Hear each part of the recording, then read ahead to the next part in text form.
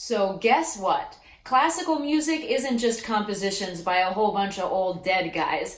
It is alive and well, and we are going to prove it by deep diving into the elegant and sincere music of American composer Ellen Mandel. Hello and welcome back to Meet Mozart. I'm Angie, that's Mozart, and today we are chatting with New York-based composer Ellen Mandel. Throughout her career, Ellen has written tons of beautiful art songs that are set to the poetry of poets like Yeats and E. E. Cummings and many more, and she's also written a lot of theater music as well. I'm so thrilled to get to share our discussion and get her perspective on art song and poetry, and really her ideas on what we should strive for when making and creating music. Hi, Ellen. Welcome to Meet Mozart. Hello, Angie. Great to be here. Yes, great to see you again after all this time, and I'm really excited to be able to have you here so we can really dig into your music. Of course, from your perspective, which is so unique. We don't always get to talk to the composers about what they intended or what their process is. So I'm really glad to have you here to talk through all of that. Thank you so much. I'm very glad to be here, and I could talk about this stuff till the cows come home, even though I have no cows. So just stop me when you need to. That sounds great. It's perfect. So if you could just tell us, a little bit about your background, maybe what inspired you to want to start composing, and just a little bit about yourself.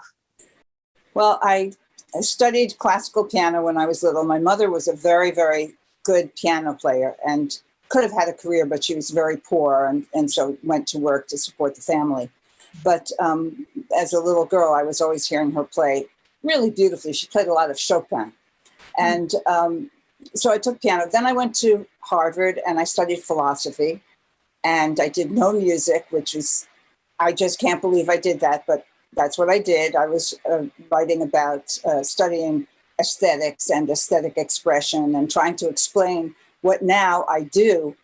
And now that I do it, I realized that's what I was trying to explain. And I also realized why I couldn't really explain it, because it's so multifarious and so complicated and changing every moment. Music is what you're doing in music changes from second to second. So I don't blame myself for having a hard time trying to explain exactly what goes on.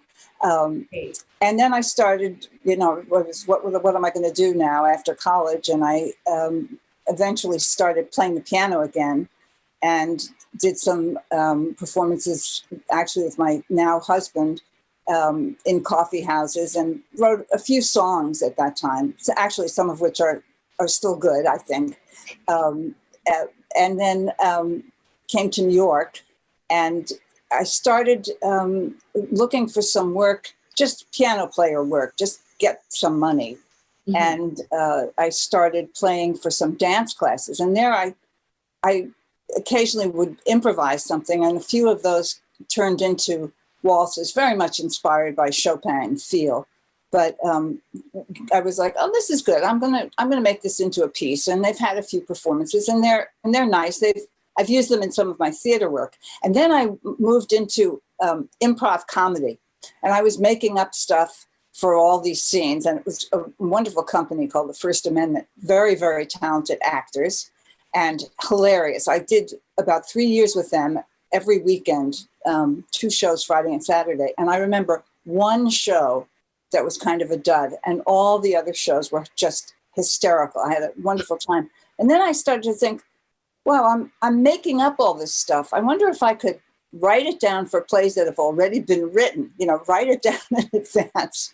And that's how I really got into, actually composing. And the art song part of it, I had loved art song ever since discovering Lieder when I was in college. And I studied some German. I was like, God, I've got to be able to at least translate these things. So I took enough German so that I know how to look things up in the dictionary. I don't really know German, but at least I know a little of the grammar so that I could understand Schubert and Schumann. And so that was always a goal of mine in the back of my mind to write some art song. And fortunately for me, right at the moment where I had a little index card, and I had written down the names of poets that I thought I would like to set to music. And the top of the list was E. E. Cummings. And I just had some time over a Thanksgiving holiday. I was like, oh, now I have a chance to do this. And I got in the mail an envelope from a tenor, a friend of ours who's a tenor, saying, I want to give a recital, and would you set these poems to music, including 2 of his own and 4 Cummings poems? So it was just an amazing gift and amazing synchronicity. And that's how I got started with that. Amazing. I love it. We've never actually talked about that before. So all of that was totally new to me. And I love the trajectory from like sort of figuring out music on this more philosophical level through your work there. And then coming through the theater world is really interesting and really cool too. The theater music is super fun. I love literature. I love reading and books and poems. And so theater is literature and then music. And it's so much of it, so many facets of music, the feeling of the time frame, what kind of music in the time frame, because the plays are all from different eras and periods, or the director, like with Shakespeare, you never know what they're going to want to do with something Shakespeare. Will it be 19th century Italy, or will it be 21st century contemporary, anything along those lines. So you have this, it's all feeling. It's all the feeling of, and then the setting moods, underscoring scenes is really kind of like art song, except they're not going to sing. Of course, it's always great when there are songs in a play. That's kind of my favorite. Although many times in a play, if you're writing a song for a Shakespeare play, they don't want you to do multiple choruses and developments of the music. It's make its dramatic point and then move on. So art song gives you a chance to. A number of my songs I've started writing for a play, and then I had just a very basic melody, and many times a cappella or with a different kind of accompaniment, very spare, depending on everything. Everything depends on everything in theater. Right. And then I'm like, oh, well, I think this could be more developed. There's stuff in here that I want to do more. I'd like to hear the development of this melody. And then I've turned those into art songs. That's fabulous. And I can really see, I'll say that in getting to know your music more and more, is that one of the things that really always stands out to me about it is that I feel like whatever the music is, it is always, from what I've seen so far, in service of the text. Like I get a sense that the text and that literature, that love for literature and that love for poetry is where all of the musical creation comes from. And I don't know if you would agree with that, but that's what I've always kind of sensed. And what to me makes your music so lovely is that I really feel like this is about the text and the music is really in a beautiful service to it. Oh, I am so thrilled to hear you say that, because that is completely how I feel. And I feel like if the text weren't there, I wouldn't be writing this music. I want the music to bring out what I feel is in the text. And several times, a number of times, people, I've been playing for a singer in a concert, and afterwards, people will say, "Oh, gee, I always wanted to read E. Cummings, but it's just so hard. I couldn't understand it. But now I feel like I really understand it better. And now I'm going to go back and read the poems." And I just feel wonderful about that, because if I didn't love that poem and if I didn't feel there was something in it, I wouldn't have set it to music. So I'm thrilled that you feel that. Yeah. Well, and to continue with that, my next question would be how do you know that I know you said with the E. E. Cummings, those were ones that were sort of like assigned to you that someone asked you to set. But for the things that you chose to set yourself, what are like your criteria, or what moves you about different poems that makes you decide like this poem I'm going to set, and this one, maybe not now?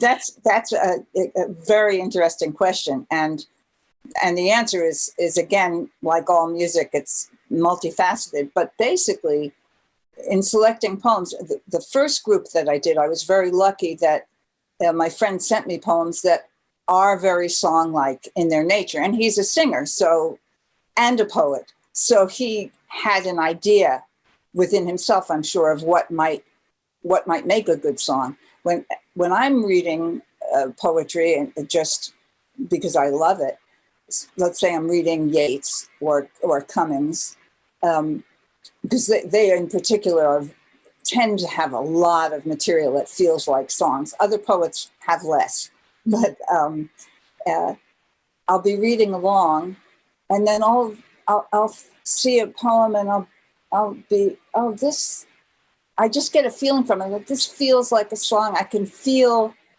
what the music might feel like that would go with that, or just something in it looks song-like to me. Mm-hmm. Some poems I just eliminate because, for example, they're just way too long. Right. So that would be like a mini opera, and I may not feel that. Right. And you had mentioned as well that that there are some poets that you feel write in a more musical way in general, and others that don't. And I'm just wondering what kind of things you've noticed in their poetry that sort of separate those two categories. Yeah, well, Yeats in particular the writing is so musical, and he has a lot of rhyme and a lot of rhythm and a fair amount of repetition, all of which are song-like. They just are musical in their nature. Mm-hmm. And Cummings, the same in some of his poetry. Some of his poetry is so graphic. It's really visual, and he was an artist as well as a poet.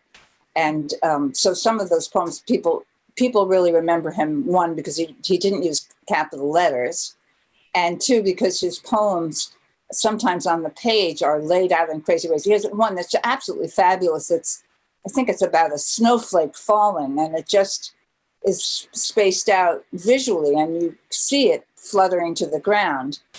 But it doesn't, to me, it doesn't hold yet. Maybe it will someday, but a song within that might hold some music. But Wallace Stevens, I've said a few poems of his, but many of his poems are so dense. And also some of them I was very disappointed in, because I would start to read it and it would be about, there were a few that were about a guitar player and a kind of a dance setting. And I was like, wow, this is just a picture of a setting that would be fabulous for music. And then I'm trying to choose words, how not to be a little bit rude to Wallace Stevens, but I feel that he throws in big fat vocabulary words to show off his vocabulary. I mean, there's just no other way to say it. It's going along, and then all of a sudden there will be some 6-syllable word that I usually know the meaning of, but are so out of place, in my view, to the rest of what he was writing. And when you set poetry that is copyrighted, that is still copyrighted, you have to get permission from the copyright owner. And all the permissions so far that I've gotten for Seamus Heaney or for E. Cummings, Yeats, I've basically done the public domain poems. So you can do whatever you want. You can do whatever you want to Shakespeare. You can just tear it apart and do whatever you want, because it's not in copyright anymore. But Stevens still is. Right. And my experience, and Jean Cocteau is also, my experience with the copyrighted material of these poets is that you are not allowed to change anything, and you're not allowed out of the section that you want or the poem that you want, you're not allowed to cut. So if you were allowed to cut, I would cut some of those words and I would just take another part. But I'm figuring that you're not going to be allowed to. And so I just say, okay, well, maybe another time. Maybe in 50 years when he's out of copyright, I'll look at it again if I'm still around in 50 years. That's a reason to stick around. Exactly. Right. Well, I find it really interesting that you point that out about Wallace Stevens, because I would say in terms of like musical linguistics, that's another thing that's always kind of struck me about your music is that, you know, you do use complex musical things. Like, I think we'll especially hear that when we get to our third song, the stargazing, how, you know, it has a feel, but it doesn't really have like a strong sense of like a key that you really feel like you're in. So you use complex things, but what's always struck me is that I never felt like those complex things were there just to show off. Oh, thank God. I'm so glad. Right. And again, and that's part of, you know, my feeling that you are in service of the text is that it's about bringing that to life and not about like, okay, how can Ellen show off the way she can use this really interesting chord progression? And yet there are still really interesting chord progressions and there's lots of interesting things in the music. So without losing the beauty and the interest and the nuance, it's without, you know, bravado. Thank you. I am thrilled to hear you say that, because I really don't like art that is all about, look at me, look at me, look at me. And my greatest, well, I feel that I noticed that in some music writing, and there's no need to mention names, and also in theater direction. I've seen some productions that I felt, really, where is the play in this? All I see is that the director has a concept, and now look at all this, and it just annoys me. Right. So it annoys me, and it also, I get nothing out of it except this feeling of, here's an egotist showing off. And or in some cases, it feels like people are compelled by their background or their training or some concept that they have in their mind that if they don't do this, it's not real. If they don't make it, in my word, fancy, if they don't make it really fancy, then it's not fancy enough. And it's somewhere in the course of everything that I've done, I took a bunch of acting classes and read Stanislavski, the very famous Russian theorist. And one thing that he said, which really resonates with me, and I try to remember it, and especially I do some playing occasionally, pretty often, whenever I can, but with, in a jazz context. And I'm not a very far out jazz player. I'm a more like swing, blues, boogie woogie kind of person. But when you are playing in that kind of a context, usually somebody plays the melody, and then the different members of the ensemble will solo, and then you'll come back and have a statement of the melody. And that's kind of a standard form of doing jazz performances.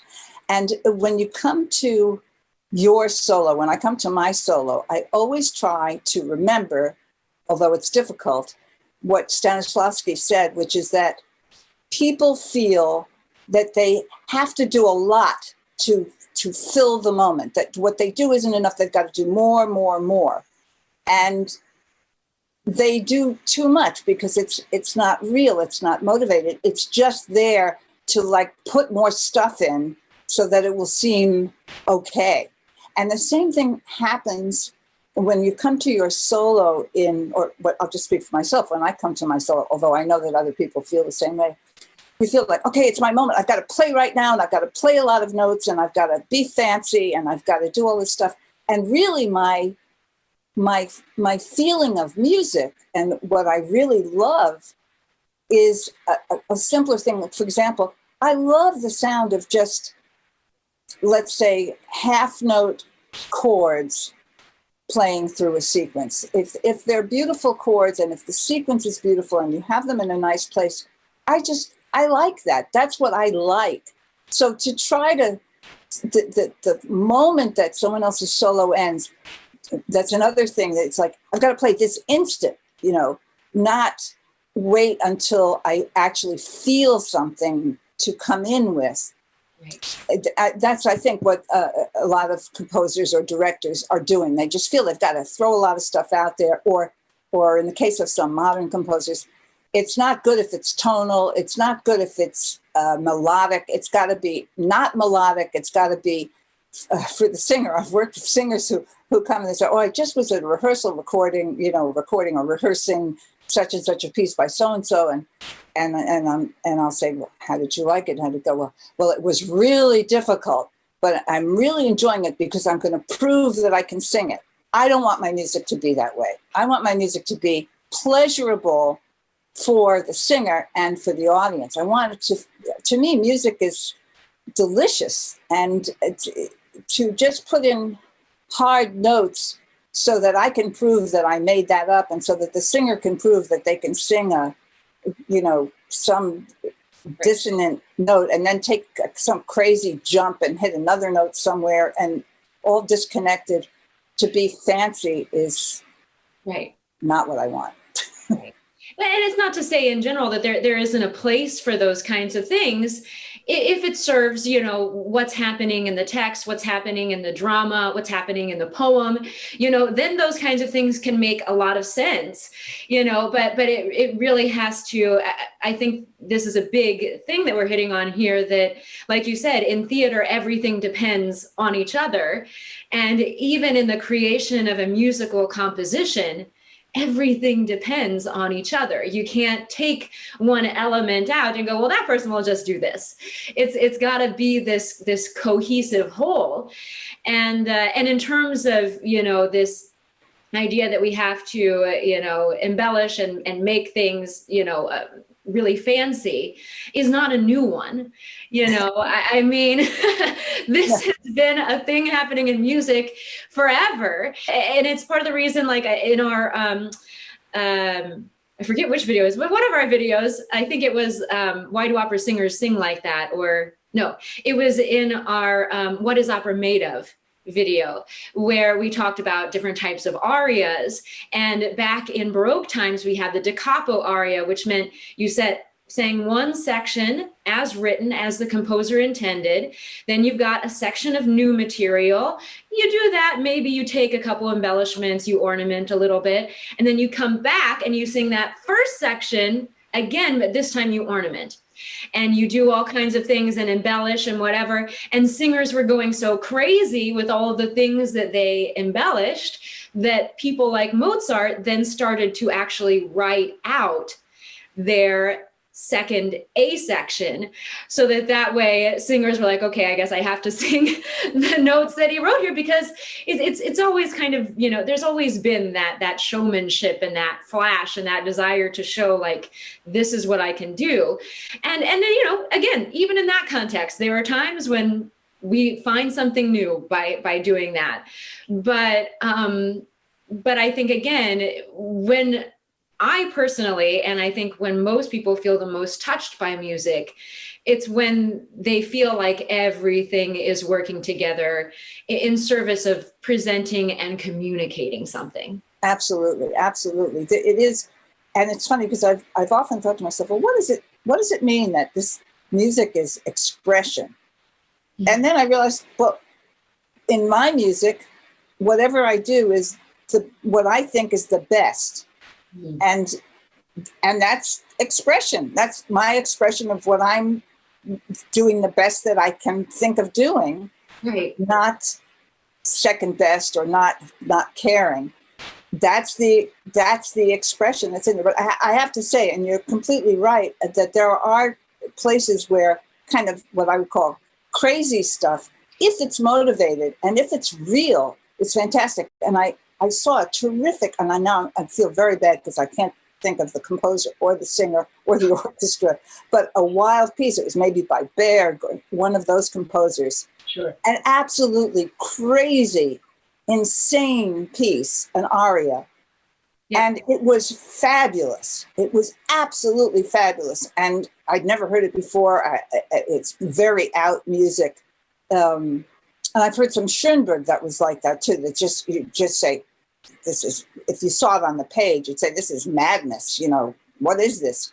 Right. But if it's real and if it's well performed, if somebody can grasp it, Mm-hmm. it could be anything, and it moves you, even though you don't know what the hell is going on. I mean, much music I can hear and I can analyze it and I can feel, what's happening, if not down to the note, a lot of the progression and a lot of it. And these are just rhythmically, harmonically, melodically, are like wacko in my mind. I can't just hear it and understand it, but I get a feeling in my gut.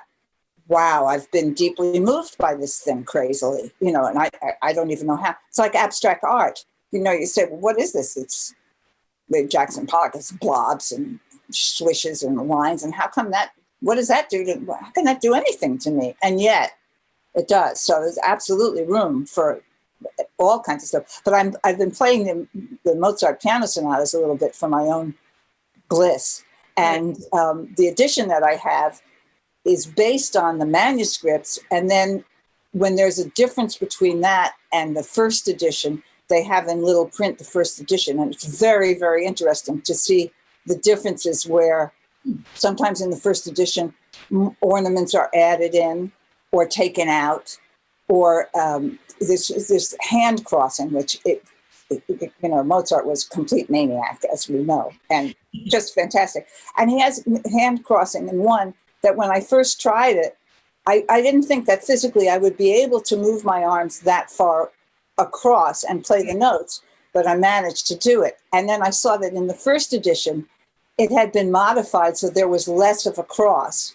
And the right hand was crossing down in the bass, but didn't go as far. But I feel sure that was the editor saying, look, Mozart, look, Wolfgang, you can't do this. People won't be able to do it. But Mozart, I am sure, did it, because when you do it, you get this feeling of power, but also hysterical fun. You just feel it's so crazy and wacky and so much fun that that's what he felt. He was like, look what I'm doing. And he just was loving it. And that is so, talk about expression. I mean, that comes through after however many, 250 years, right, is so extraordinary and so just fantastic. Yeah. All right, I'm going to stop screaming about Mozart. Okay. I'm sure he loves it. Yes, I hope so. All right. So thank you so much, Ellen, for sharing your beautiful music, for creating such beautiful music, and then joining us to share your ideas and your thoughts. It's really been a treat to get to chat through all of these things with you. And I look forward to seeing you whenever we get to see each other in person again. Me too. And I want to thank you for singing my music so beautifully. I'm extremely moved by how you sing and what you sing and how you express the dots that I put on the paper for you to sing. So thank you. And thank you for having me. It's so much fun to talk with you. Thank you. All right. We will see you soon. Well, now that you've gotten to know Ellen, I'm sure you're dying to hear her music. So be sure to join us tomorrow for our discussion and performance of her song, To an Isle in the Water. And until then, be sure to like, comment, subscribe, push all the fun buttons, including the notification bell, and we will see you tomorrow with more from Ellen Mandel.